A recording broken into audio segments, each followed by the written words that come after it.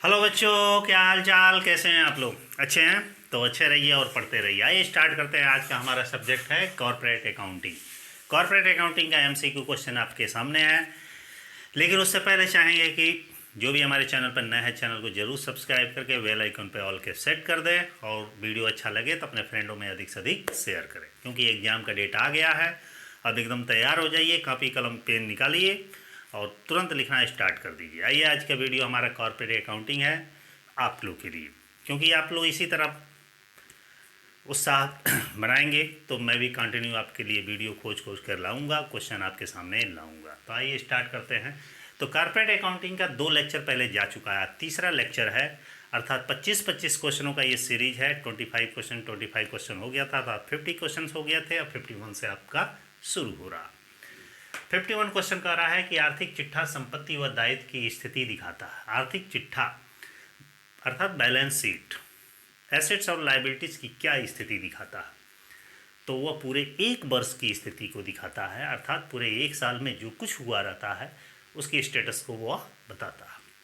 52 number question कह रहा है कि लाभ हानि विवरण लाभ बताता है। लाभ हानि विवरण जो होता है, देखे होंगे कि बैलेंस शीट जब बनता है तो प्रॉफिट एंड लॉस स्टेटमेंट भी बनता है। तो ये क्या बताता है? ये भी एक वर्ष का लाभ या हानि के बारे में जानकारी देता है। जो मोस्ट इंपॉर्टेंट क्वेश्चन है, ये ध्यान दीजिएगा कि 53 नंबर क्वेश्चन है कि कंपनी अधिनियम 2013 की अनुसूची 3(1) के भाग 1, कंपनी अधिनियम 2013 की अनुसूची 3 के भाग 1 में निर्धारित है। किस चीज़ का इसमें उल्लेख किया गया है? कंपनी अधिनियम 2013 के पार्ट 3 अनुसूची शेड्यूल जो है 3 के पार्ट 1 में किस चीज़ का उल्लेख किया गया है? तो तुरंत पत्र का ये प्रारूप बताया गया, मतलब बैलेंस शीट का प्रारूप बताया गया। 54 नंबर क्वेश्चन कह रहा है पशुधन आर्थिक चिट्ठे में दिखाया जाता है। पशुधन लिव स्टॉक को बैलेंस शीट में एसेट्स में दिखाया जाता है, लेकिन ये क्या है? एक तरह से मूर्त संपत्ति है, टेंजेबल एसेट्स है। 55 नंबर क्वेश्चन कह रहा है कि तलपट में दिखाए गए आर्थिक चिट्ठे को दिखाया जाता है। यदि देखिएगा, जो हमारा तलपट में दिखाए गए, थोड़ा सा यहाँ पे मिस्टेक है लिखने में। तलपट में दिखाए तलपट में दिखाए गए अंतिम रहतिया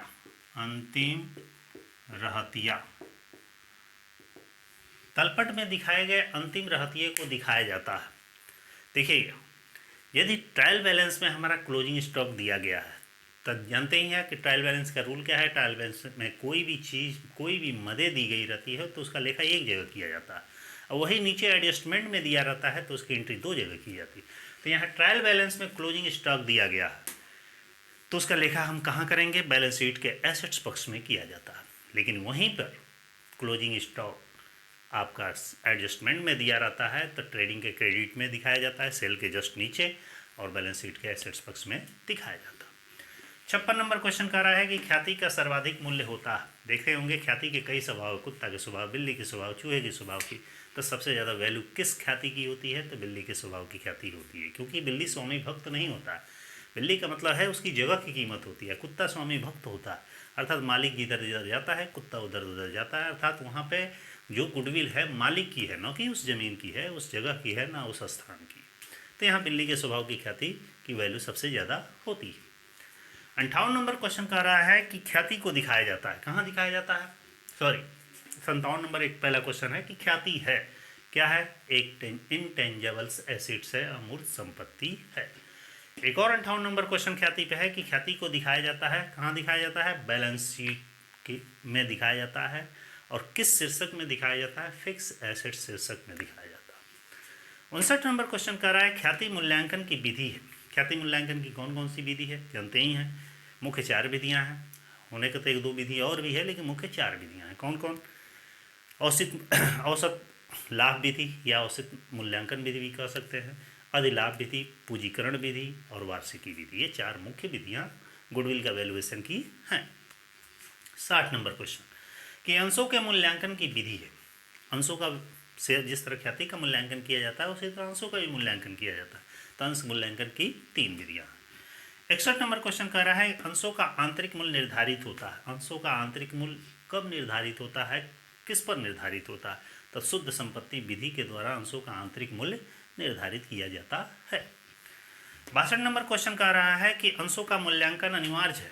अंशों का मूल्यांकन किस कंडीशन में किया जाता है? कंपनी का जब एकीकरण हो, संविलियन हो और पुनर्निर्माण हो, ऐसी दशा में अंशों का मूल्यांकन अनिवार्य है।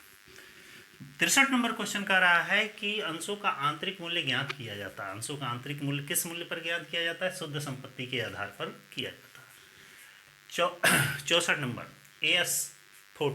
AS14 मतलब अकाउंटिंग स्टैंडर्ड 14 के अनुसार क्रय प्रतिफल में भुगतान किया जाता है। कब? ऋणदाता, ऋण पत्रधारी और अंशधारी को किया जाता है। 65 नंबर क्वेश्चन का रहा है क्रय प्रतिफल के निर्धारण की कितनी विधियां? तो बता दें आपको, क्रय प्रतिफल के निर्धारण की केवल 2 ही विधियां हैं। बस दिमाग में सेट रखे रहिएगा, याद करते रहिएगा, 1 से 2 बार पढ़ेंगे MCQ याद हो जाएगा। ठीक है।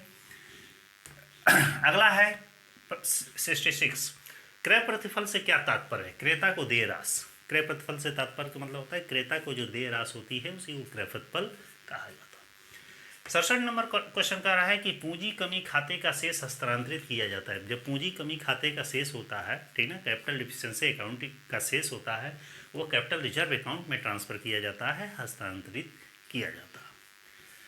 68 नंबर क्वेश्चन की पूंजी की कमी के लिए अनुमति आवश्यक है। जब भी किसी भी कंपनी को अपनी पूंजी में कमी करनी होती है तो उसमें न्यायालय की अनुमति आवश्यक होती है। ऑप्शन में बहुत सारे दिए रहेंगे लेकिन न्यायालय की अनुमति वहाँ पे आवश्यक है। 69, कंपनी के पुनर्निर्माण से क्या आशय है? कंपनी के पुनर्निर्माण का मतलब होता है कंपनी का आंतरिक और बाह्य मूल्य में यदि परिवर्तन होता है। पुनर्निर्माण का मतलब है उसका आंतरिक और बाह्य वैल्यू में जब चेंजिंग आती है तो उसी को पुनर्निर्माण कहा जाता है। 70 नंबर क्वेश्चन का रहा है ऋण पत्रों के छूट पर निर्गमन क्या है? ऋण पत्रों पे छूट पर निर्गमन एक एसेट्स है और बैलेंस शीट के चालू संपत्ति शीर्षक में इसे दिखाया जाता है। Next question, LIC, RBI, BSNL और भी बहुत सारे संस्थाएं, इस किस तरह की कंपनी है? ये वैधानिक कंपनी, स्टेशनरी कंपनी, अर्थात जिसे संसद के विशेष अधिनियम द्वारा पारित करके इसे बनाया गया है। आगे है ईस्ट इंडिया कंपनी एक ऐसी कंपनी है। ईस्ट इंडिया कंपनी आपको बता दे कि प्रेजेंट टाइम में नहीं है, 1600 ईस्वी में इसकी स्थापना हुई थी, राज आज्ञा द्वारा स्थापित कंपनी है। क्योंकि स्टार्टिंग में जब पढ़ेंगे मेरे फुल डिटेल वाले लेक्चर में कि कंपनी कितने प्रकार की होती है तो उसमें बहुत सारा डिटेल बताया गया है कि किस सिचुएशन के आधार पर ये कंपनी, इतने सिचुएशन के आधार पर ये कंपनी। तो राज आज्ञा जब राजाओं महाराजाओं के शासन काल में ऐसी कंपनियाँ स्थापित होती थी, अर्थात किसी राजा या शासक के द्वारा यदि कोई कंपनी स्थापित की जाती है तो उसे राजाज्ञा कंपनी कहा जाता है। जैसे कि भारत की ईस्ट इंडिया कंपनी जो 1600 में अंग्रेजों के द्वारा स्थापित की गई थी। 73 नंबर क्वेश्चन का रहा है कि अधिकृत पूंजी को कहते हैं। अधिकृत पूंजी को कई नामों से जाना जाता है, अंकित पूंजी, नामित पूंजी, रजिस्टर्ड पूंजी। क्यों? क्योंकि ऐसी पूंजी का उल्लेख कंपनी के रजिस्ट्रेशन कराते समय किया जाता है और पार्षद सीमा नियम में इसका उल्लेख रहता है, इसलिए इसे रजिस्टर्ड पूंजी, अंकित पूंजी और नामित पूंजी के नाम से भी जाना जाता है। नेक्स्ट क्वेश्चन हमारा 74 का रहा है ऋणपत्र कितने प्रकार के होते हैं? ऋणपत्र 8 प्रकार के होते हैं, जानते ही हैं कौन कौन से होते हैं? शुद्ध, अशुद्ध, परिवर्तनशील, अपरिवर्तनशील, भागयुक्त, अभागयुक्त, ऐसे 8 कुल मिला के 8 प्रकार के होते हैं। और लास्ट 75 नंबर क्वेश्चन का रहा है कि अंश हरण किया जाता है। जब कोई भी कंपनी अपने अंशों को हरण करती है तो क्यों करती है? इसलिए करती है उसको टाइम से किस्त नहीं मिल पाता है, याचनाएँ नहीं मिल पाती है, कॉल्स नहीं मिल पाते हैं, तो ऐसी दशा में कंपनी क्या करती है? उस शेयर होल्डर के शेयरों को जब्त कर देती है, जिसे अंशों का हरण कहा जाता है। तो इस तरह यह 25 क्वेश्चनों का यह तीसरा लेक्चर हमारा कंप्लीट हुआ। वीडियो कैसा लगा आप लाइक और कमेंट के माध्यम से ज़रूर बताएं और इसी तरह हमारे चैनल पर बने रहें। और वीडियो अच्छा लगे तो बाबू एक बार शेयर अपने फ्रेंडों में ज़रूर कर दें, क्योंकि इसमें कुछ जाता नहीं है। आप भी पढ़िए, मैं चाह रहा हूँ कि आप भी पढ़ें और आपके फ्रेंड भी पढ़ें और सब पास हो। ठीक है, फिर नेक्स्ट वीडियो में नेक्स्ट डे मिलते हैं, तब तक के लिए बाय।